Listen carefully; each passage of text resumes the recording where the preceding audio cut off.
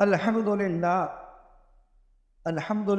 وکفی وسلام علی عبادہ الذین اصطفی، اما بعد فاعوذ باللہ من الشیطان الرجیم، بسم اللہ الرحمن الرحیم۔ یا ایھا الذین آمنوا اتقوا اللہ وکونوا مع الصادقین۔ صدق اللہ العلی العظیم۔ میں نے قرآن کریم کی ایک آیت آپ کے سامنے تلاوت کی ہے۔ اس آیت میں اللہ تبارک و تعالیٰ نے ارشاد فرمایا، اے ایمان والو تقوی اختیار کرو، اور تقوی کو اختیار کرنے کی شکل و صورت کیا ہے؟ کونوا مع الصادقین، جو سچے لوگ ہیں ان کے ساتھ ہو۔ پہلی بات یہ ہے کہ تقوی کہتے کس کو ہو؟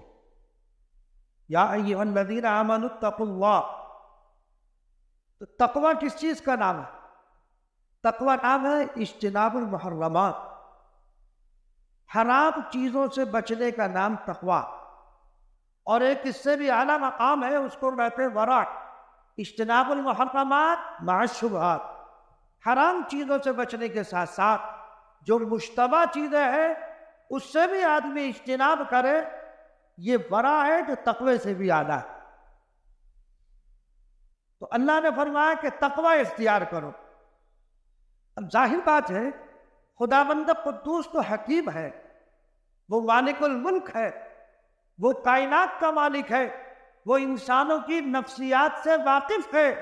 تو اللہ تبارک و تعالیٰ جب حکم دے رہے تقوی کا، تو ظاہر بات ہے بندے کے دل میں یہ سوال پیدا ہو سکتا کہ تقوی کا اختیار کرنے کا حکم تو دیا جا رہا ہے، تقوی کے اختیار کرنے کے متعلق اللہ تبارک و تعالیٰ بیان تو فرما رہے ہیں، لیکن اس کا طریقہ کار کیا ہوگا؟ کیسے تقوی اختیار کیا جائے گا؟ تو اللہ ہمارے دلوں کے رازوں سے پہلے سے ہی واقف ہے۔ اس سوال کا جواب خداوند قدوس نے خود آیت شریفہ ہی میں ارشاد فرما دیا کہ تقوی اختیار کرنے کی شکل و صورت یہ ہے، کونوا مع الصادقین، صادقین کے ساتھ ہو جاؤ، جو سچے لوگ ہیں، جو متقی لوگ ہیں، جو پرہیزگار لوگ ہیں، جن کی زندگی متقیانہ ہے، تم ان کی صحبت اختیار کرو۔ اللہ تبارک و تعالیٰ اس کے نتیجے میں تمہارے اندر بھی تقوی کی صفت پیدا فرما دیں گے۔ اب آپ یہ کہہ دیں کہ صاحب متقی تو کوئی ہمیں نظر نہیں آتا، مدرسوں میں دیکھو، مسجدوں میں دیکھو تو ہمیں کوئی متقی نظر نہیں آتا۔ تو ظاہر بات ہے، اللہ نے قرآن میں ارشاد فرمایا متقی تو قیامت تک رہے۔ اسی لیے حضرت تھانوی رحمۃ اللہ علیہ نے اس آیت کے تحت میں ایک نقطے کی بات لکھی۔ انہوں نے فرمایا کہ یہ قرآن کریم کا جز ہے، یہ قرآن کی ایک آیت ہے، قرآن قیامت تک باقی رہے گا، یہ آیت بھی قیامت تک باقی رہے گی، معلوم ہوا صادقین بھی قیامت تک باقی رہے۔ لہذا جب صادقین قیامت تک باقی رہیں گے تو آپ یہ کیسے کہہ رہے ہیں کہ صاحب اس وقت تو صادقین ہے؟ نہیں، کمی ہماری تلاش کی ہے، ہم صادقین کو، متقی پرہیزگار کو تلاش نہیں کرتے، جستجو ہمارے اندر نہیں ہے۔ اگر آپ جستجو کریں، تلاش کریں تو کوئی نہ کوئی بندہ مل جائے گا۔ اللہ کی یہ زمین متقیوں سے خالی نہیں رہتی ہے، ہر وقت ہر جگہ کوئی نہ کوئی متقی اللہ کا خاص بندہ ضرور اس زمین پر رہتا ہے۔ اگر آپ تلاش کرو گے مل جاؤ گے۔ اگر آپ کو اصلی گھی کھانا ہے تو اپنے دوستوں سے پوچھ لو، بھائی کہاں ملتا اصلی گھی، فلاں چیز کہاں ملے گی، بتاتا کہ گھنٹہ گھر پہ فلاں جگہ ملے گی۔ تلاش ہوئی اصلی چیز کی، آپ نے دوستوں احباب سے پوچھا، آپ اس جگہ پہنچ گئے اور اصلی چیز مل گئی۔ اسی طرح اللہ والوں کی، متقی صادقین کی کمی نہیں ہے، آپ اگر ان کو تلاش کرو گے تو مل جائے گا۔ لیکن ایک ہمارا مزاج کا، وہ جو آج کا متقی ہوگا تو ہمیں میں سے تو کوئی نہ کوئی ہوگا، ہمیں میں سے تو نکلا ہوا ہوگا کوئی متقی، یا آسمان سے اتر کے آئے گا کوئی؟ تو جو ہم میں سے نکلا ہوا ہوگا، تو جو برائیاں اس وقت پھیلی ہوئی ہے ان برائیوں سے بچتا ہو، بس وہ متقی ہے اس دور کا۔ ہم اگر دیکھیں کہ جنید مل جائے، شبلی ہمیں مل جائے، تو ظاہر بات ہے وہ جنید اور شبلی میں جو صفات تھی، جو ان کی عادت و اطوار اور اخلاق، اور اللہ نے ان کو جن چیزوں سے نوازا تھا، وہ آپ کو اب تھوڑی ملیں گے۔ وہ صفات اگر آپ تلاش اب کرنے لگو تو نہیں ملنے گی۔ ارے بھائی اسی معاشرے میں جو بہتر ہے، جو گناہوں سے بچ رہا ہے، جو مشتبہات سے بچ رہا ہے، وہ سمجھ لو کہ وہی اس زمانے کا متقی ہے، ورنہ چراغ لے کے ماقبل میں جو گزر چکے ہیں ان کو اگر تلاش کرو گے تو مشکل۔ بھائی اس وقت کی جو عوام تھی وہ متقی تھی، ان میں ویسے متقی لوگ پیدا ہوتے تھے۔ آج کی جیسی عوام ہے، جیسے ان کے حالات ہیں، اسی کے اعتبار سے ان کو تسلیم کیا جائے۔ اب آج کل لوگ امام سے متعلق فتویٰ پوچھنا ہے کہ جی ہمارا امام ٹیوشن پڑھاتا ہے۔ کیا سوال ہے؟ ہمارا امام ٹیوشن پڑھاتا ہے، ہمارا امام تعویذ گنڈے کرتا ہے، پیسے کماتا ہے۔ امام سے متعلق روزانہ دارالفتہ میں کوئی نہ کوئی مسئلہ ضرور ہوگا کہ امام صاحب پردھان کے پاس جاتے ہیں، اس کی آمدنی حرام ہے، بچوں کو جاتا ہے وہ پردھان کی آمدنی حرام ہے، صرف امام کے لیے ہے، تیرے لیے بھی ہے، تو سب کے لیے ہے نا۔ تو امام کی ذرا سی باتوں کو لے کر آدمی اچھالتا ہے۔ ارے بھائی امام تمہیں میں سے تو نکل کے آیا ہے، وہ تو جیسے تم ویسے ہی تمہارا امام۔ تم اگر امام چاہو کہ فرشتہ صفت امام مل جائے تو بھائی یہ تو مشکل بات، یہ تو مشکل بات۔ یہود و نصارہ کیا کہتے تھے؟ کہتے تھے کہ انی رسول اللہ، میں اللہ کا رسول ہوں۔ کہتے کہ تم اللہ کے رسول کیسے ہو سکتے ہو؟ تم تو ہمارے جگہ انسان ہو، کھاتے ہو، پیتے ہو، چلتے ہو، آپ بازاروں میں بھی جاتے ہو، تو آپ تو ہمارے جیسے انسان ہو، آپ رسول کیسے ہو سکتے ہو؟ تو ان کے ذہن میں یہ تصور تھا کہ رسول کوئی فرشتہ ہونا چاہیے۔ ارے بھائی فرشتہ بھی اگر آتا تو وہ بھی تو انسانی شکل میں آتا، اس لیے کہ انسان فرشتے کو دیکھ نہیں سکتا، فرشتے سے فیض حاصل نہیں کیا جا سکتا ہے، وہ بھی انسانی شکل میں آتا تو اعتراض تو پھر بھی باقی رہتا۔ اگر فرشتہ انسانی شکل میں آتا اور وہ کہتا انی رسول اللہ، میں اللہ کا رسول ہوں، تو اعتراض تو پھر بھی باقی رہے گا کہ تم تو ہمارے جیسے ہو، تم اللہ کا رسول کیسے ہو سکتے ہو؟ تو ہمارا حال، ہماری قوم کا حال یہ ہے کہ امام بیچارہ فرشتہ صفت ہونا چاہیے، خود چاہے کچھ بھی کر رہا ہے، خود کچھ بھی کرے، ایسا نہیں ہونا چاہیے۔ تو متقی اور پرہیزگار جو ہمارے معاشرے سے نکل کر کے آ رہا ہے، بھائی جو امام تعویذ گنڈے کر رہا ہے تو تم اس کی تنخواہ اتنی کیوں نہیں رکھتے؟ اسے تنخواہ اچھی دو۔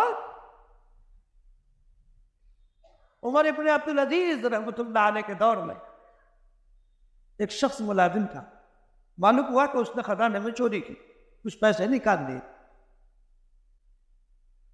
کوئی بات نہیں۔ عمر ابن عبدالعزیز رحمۃ اللہ علیہ، اللہ نے بڑی حکمتوں سے ان کو نوازا، جتنی تنخواہ تھی اس سے زیادہ اس کی بڑھا دی۔ اب جو اور لوگ تھے انہیں کہنے لگے حضرت یہ تو چور ہے، چوری کر رہا، آپ اس کی تنخواہ بڑھا رہے۔ کچھ عرصہ گزر گیا، کوئی جواب نہیں دیا، اس کے بعد پھر پوچھا اب کوئی چوری کی اس نے؟ کہ نہیں ابھی تک، اب تو کوئی چور سامنے نہیں آئے۔ کیوں؟ وہ بیچارہ مجبور تھا، ضرورت کی وجہ سے اس نے نکالے، جب اس کی تنخواہ بڑھا دی گئی، اس کی ضرورت پوری ہو گئی تو وہ پھر کچھ چوری کرے گا؟ تو امام بیچارہ اس کی تنخواہ تو 2000 روپے ہے نا، وہ تعویذ گنڈے کر کے اس کا گھر کا خرچ ہے 10,000 روپے، تو 8,000 کہاں سے لائے گا؟ آپ اس کو اتنی معقول تنخواہ دو تاکہ وہ دوسری طرف جائے نہیں۔ تو قصور امام کا نکالتے ہیں، اپنا نکالتے ہیں، ہمارا اپنا کوئی قصور نہیں ہے، ہم اس کی ضروریات کا خیال کیوں نہیں رکھتے؟ ہمارا امام ایسا ہونا چاہیے۔ بھئی عرب میں دیکھ رہے ہیں آپ، عرب میں ہر مسجد کا امام، اس کی ایک حیثیت ہوتی، کیوں؟ لیکن یہاں کوئی حیثیت ہی نہیں۔ یہاں تو ہمارے ہاں امام تو جو ہے صرف کہ جی ہمیں کمرہ دے دو بس رہنے کے لیے، ہم امامت کر لیں گے، کیوں؟ مدرسے کی برکتیں مل جاتی، طلبہ آتے ہیں، ان کو ضرورت ہوتی ہے داخلہ ہو گیا مدرسے میں، کھانا نہیں، اس میں رہائش نہیں، تو کوئی نہ کوئی مسجد پر فری میں امام ہو رہا۔ اب پھر آتا ہے کبھی امام قرآن سے نہیں پڑھتا، امام کا سلام صحیح نہیں ہے، امام کی قرات صحیح نہیں ہے، امام سورہ فاتحہ میں غلطی کرتا ہے۔ ارے بھائی جب امام غلطی کر رہا ہے تو اس کو رکھتے وقت کیوں نہیں پوچھتا ہے؟ اس وقت نہیں پوچھیں گے کہ بھائی جس کے پاس تم مسئلہ پوچھنے جا رہے ہو، جب امام کو رکھ رہے تھے اسی وقت امام کو ان کے پاس لے کے جاتے کہ ان کا ذرا امتحان لے لیجئے، جائزہ لے لیجئے، ہم ان کو جو ہے امام رکھنا چاہ رہے ہیں۔ جب امام رکھتے ہیں نا تو متولی کہتا ہے کہ ہاں متولی قرآن سنتا ہے۔ جس متولی کو الف سے یاد نہیں کہ الف کا مخرج کیا ہے، با کا مخرج کیا ہے، اسے مخارج کا پتہ ہی نہیں، مخرج کس چیز کا نام ہے، مخرج کی میم سے وہ واقف نہیں ہے، وہ متولی کس کا؟ جو حفاظ ہے، جو قرہ ہے، وہ امتحان لے رہا ہے۔ نعوذ باللہ، یہ قیامت کی علامت یہی تو اور کیا، یہی تو قیامت کی علامت۔ تو بہرحال متقی اور پرہیزگار کی کمی نہیں ہے، ملیں گے ہر جگہ، لیکن کمی ہماری تلاش کی ہے۔ اس لیے جب قرآن نے کہہ دیا کہ یا ایھا الذین آمنوا اتقوا اللہ، اے ایمان والو تقوی اختیار کرو، تقوی اختیار کرنے کی شکل صورت کیا ہے؟ کونوا مع الصادقین، صادقین کے ساتھ ہو جاؤ، جو سچے لوگ ہیں، جو واقعتاً جن کے دل میں اللہ کا خوف ہے، اللہ کا ڈر ہے، اور جن کی زندگی متقیانہ ہے، تم ان کے ساتھ ہو جاؤ، ان کی صحبت اختیار کرو۔ اللہ تبارک و تعالیٰ اس صحبت کے نتیجے میں تمہارے اندر بھی تقوی کے اثرات کو منتقل کر دیں گے۔ اور یہ اس بات کا سمجھنا آج کے دور میں کوئی مشکل نہیں، صحبت اپنا ایک اثر رکھتی۔ جب انسان کیسا بھی انسان ہے، جس کی اگر آپ صحبت اختیار کریں گے، اگر وہ نیک ہے، اچھا ہے، تو وہ اثرات تمہاری طرف منتقل ہوں گے۔ اور اگر کسی برے کے پاس بیٹھو گے، شرابی اور جواری اور کبابی کے پاس بیٹھو گے، فساق اور فجار کے پاس بیٹھو گے، تو ظاہر بات ہے تمہاری طبیعتوں میں وہی اثر راسخ ہوگا۔ اسی لیے کہا نا صحبت صالح ترا صالح کنت، صحبت طالح ترا طالح کنت۔ جب آدمی نیکوں کی صحبت اختیار کرتا ہے تو وہ نیک ہو جاتا ہے، اور جب بروں کی صحبت اختیار کرتا ہے تو بدی اس کے اندر کیا کرتی ہے؟ سرایت کرنے لگتی ہے۔ اس لیے ہمیشہ اپنا ساتھی اچھا بناؤ، اپنا ساتھی نیک اور دیندار بناؤ، اپنا ساتھی متقی اور پرہیزگار بناؤ، تاکہ تمہاری زندگی میں متقیانہ ہو جائے۔ حضرت تھانوی رحمۃ اللہ علیہ کے منشورات میں نے پڑھا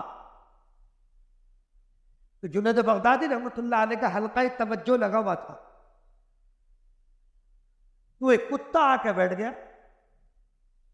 اور جب وہ حلقہ توجہ ختم ہوا تو وہ کتا، آپ نے دیکھا ہوگا اگر ایک محلے کا کتا دوسرے محلے میں آ جائے تو وہ اس کو کاٹ کھانے کے لیے دوڑتا ہے، لیکن اس کتے کا عالم یہ تھا کہ جہاں وہ جاتا تھا کتے اس کے ارد گرد جمع ہو جاتے۔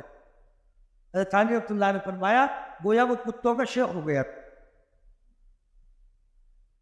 تو دیکھیے جب ایک جانور وہ انسان کی صحبت کے اثرات اس کے اندر منتقل ہو رہا ہے، تو انسان جب کسی اللہ والے کی صحبت اختیار کرے گا تو کیا اس کے اندر اس کے اثرات منتقل نہیں ہوں گے؟ یقیناً، یقیناً اس کے اندر جب ان کی مجالس میں جا کر بیٹھو گے اور ان کی نظر تمہارا اوپر پڑے گی تو انشاءاللہ تمہارے اندر وہ اثرات منتقل ہوں گے۔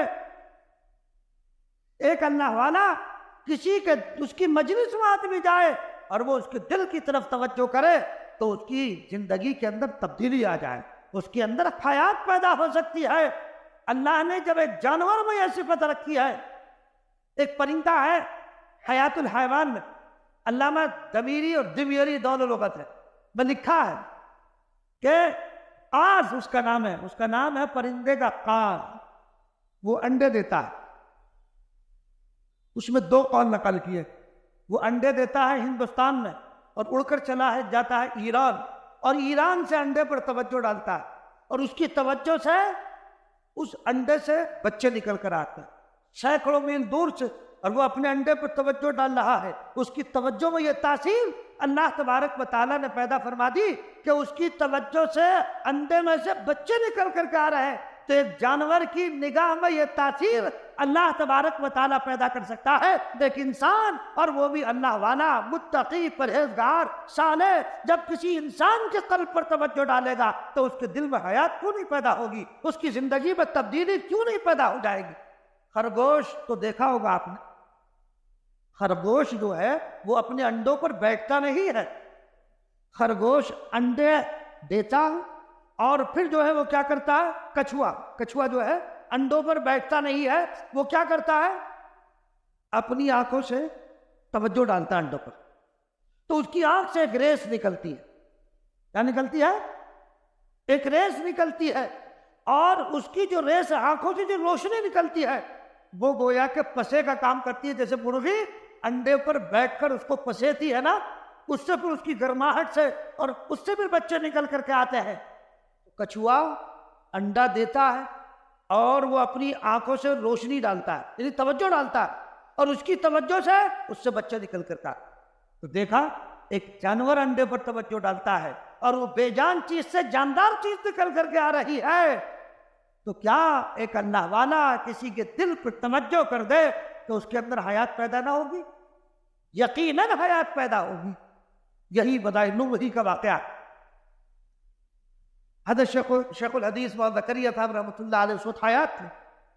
تو ایک طالب علم جو دورے کا طالب علم تھا، جو آخری سال مولویت کا ہوتا ہے، یہ جو آپ کا حاجی شاہ سے آگے آپ دیکھیں نا ہندوؤں کا جو مرگٹ ہے، وہاں وہ کوئی طالب علم چلا گیا اور وہاں کوئی پنڈت بیٹھا ہوگا، اس نے اس کے دل پر توجہ ڈالی. اب وہ جو توجہ ڈالی تو اس کے دل میں کفر کا خیال پیدا ہونا شروع ہو گیا کہ میں کافر ہو جاؤں. اس طرح کے خیالات پیدا ہونے شروع ہو گئے. طلبہ جو تھے لیکن شیخ زکریا رحمۃ اللہ علیہ کے پاس تشریف لے گئے اور طلبہ نے بتایا کہ حضرت ایسے ایسے اس کے دل میں یہ خیال آ رہا. تو شیخ نے فرمایا کہ میرے پاس کچھ نہیں، یہاں تو خالی، جلدی سے اسے رائے پور لے جاؤ. رائے پور لے گئے تو رائے پور میں شیخ عبد القادر رحمۃ اللہ علیہ اس وقت حیات تھے. جا کر ذکر کیا حضرت سے. غالباً مغرب کا وقت تھا یا مغرب کے بعد کا وقت تھا، حضرت نکل رہے تھے مسجد سے خانقاہ سے. تو ذکر کیا، حضرت اس طالب علم کی کیفیت کیا ہے کہ اس کے دل میں کفریہ خیالات پیدا ہو رہا ہے. اس نے فرمایا بھائی میں تو کچھ بھی نہیں. ہاں بعض اللہ والے ایسے ہیں کہ اگر یوں کر دے، انگلی سے اس کے دل کی طرف اشارہ کیا، فرمایا کہ میں تو کچھ نہیں جانتا، ہاں مگر بعض اللہ والے ایسے ہیں کہ اگر یوں کرتے تو دن جاری ہو جائے. بس حضرت کا یوں اشارہ کرنا تھا اور جو دل میں خیالات کفریہ آ رہے تھے وہ یکسر ختم ہو گئے، اسی وقت ختم ہو گئے. دیکھا، یہ ہے اللہ والوں کی نظر. اللہ والوں کی نظر میں اللہ نے بڑی عجیب تاثیر رکھی ہے. تو اس لیے بزرگوں کی صحبت اختیار کرنی چاہیے، بزرگوں کے پاس آتے جاتے رہنا چاہیے.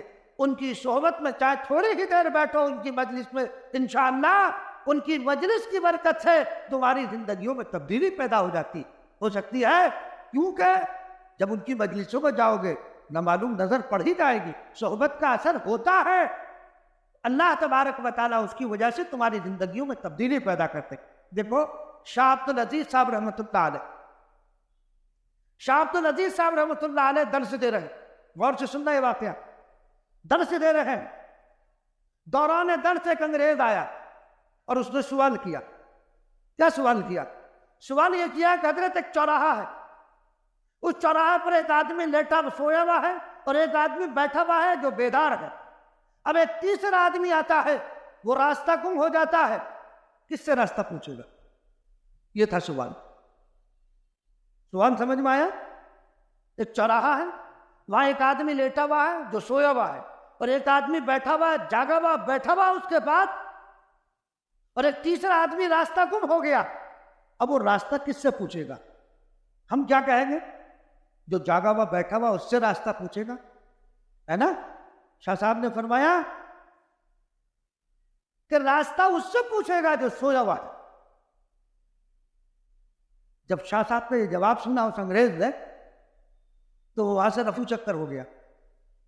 طلبہ نے کہا کہ حضرت سوال اور جواب میں مطابقت نہیں ہوئی، اس لیے کہ اس نے پوچھا کہ جاگا ہوا جو آدمی بیٹھا ہوا اور ایک سویا ہوا ہے، اور جاگا ہوا جو تیسرا آدمی گم ہو رہا ہے، تو راستہ تو جاگے ہوئے سے ہی پوچھے گا نا. تو اس نے فرمایا کہا تم تو یہی کہو گے. تم ابھی نابینا ہو. کیا فرمایا؟ تم ابھی اندھے ہو. اس کا جو اصل اعتراض ہے تم اس تک نہیں پہنچ سکتے ہو. اس کا اعتراض اسلام پر تھا. اور وہ کیا تھا اعتراض؟ وہ اعتراض یہ تھا کہ مسلمانوں کا عقیدے کے مطابق نبی کریم صلی اللہ علیہ وسلم دنیا سے پردہ فرما گئے. تو وہ جو لیٹے ہوئے ہیں، سوئے ہوئے ہیں، وہ ہے رسول اللہ صلی اللہ علیہ وسلم. اور حضرت عیسیٰ علیہ السلام ہمارا عقیدہ ہے کہ آسمان پر ان کو زندہ اٹھا دیا گیا ہے، تو قیامت کے قریب اللہ تبارک و تعالیٰ پھر ان کو نازل فرمائیں گے. تو یہ ہمارا عقیدہ ہے. تو وہ جو جاگے ہوئے بیٹھے ہیں وہ ہے عیسیٰ علیہ السلام. یہ اصل اس کا اعتراض تھا. تو اب اگر ایک آدمی گمراہ ہو گیا، کس کی شریعت پر عمل کرے گا؟ سوئے ہوئے کی یا جو زندہ ہے اس کی شریعت پر عمل کرے گا؟ یہ تھا اصل اعتراض. اسی لیے حدیث شریف میں آتا ہے، اللہ کے رسول صلی اللہ علیہ وسلم نے فرمایا اتقوا فراست المومن فإنه ينظر بنور اللہ. مومن کی فراست سے ڈرو، اس لیے کہ وہ اللہ کے نور سے دیکھتا.